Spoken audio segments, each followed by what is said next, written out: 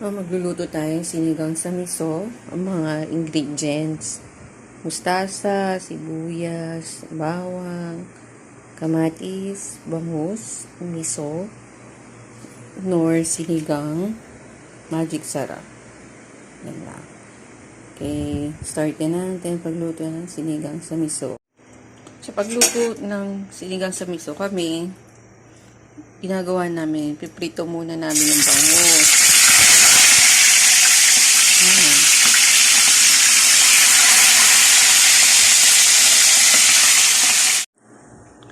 Pagprito na ang mga isda, maggisa na tayo.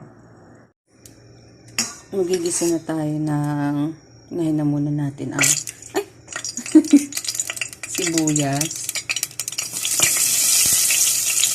Sinigyan natin, tapos natin ang bawang. Sama-sama na yan. Isa-isa lang.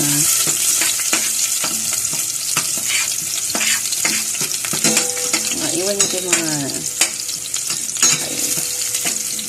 pag naamoy na yung aroma ng bawang, sibuyas, pwede na.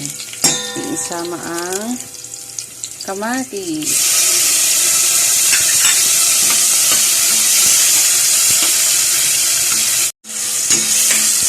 Isigisa natin yung miso.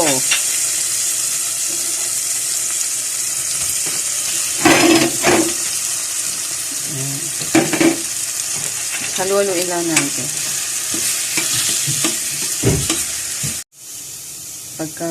Lagyan natin ng isang basong tubig muna. Isa o dalawa. Dalawang basong tubig.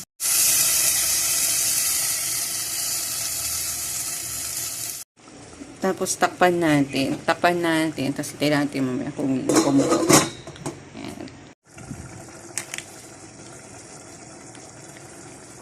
Pagkakulo, lagyan na natin siya ng sinigang or sinigang. Ayan. Stoppan na. Haluin lang natin. Iwan lang natin. May. Stoppan ulit natin. Tikman ko na yan. Lagyan na natin yung mga isda premito natin. Ayan. Maglagay na tayo ng magic sarap. Lagyan natin magic sarap. Tapos, pakuliin natin ulit. Pan ulit natin. And next is, ilagay na natin yung mustasa. Hugas na to. Kanina ko pa yung nasa mustasa. Hindi yung petchay. Yan. Nagugas ako ng kamay ko. Okay, gugas ako ng kamay. Tapos, takpan ulit natin. Kaya natin kumulo ulit.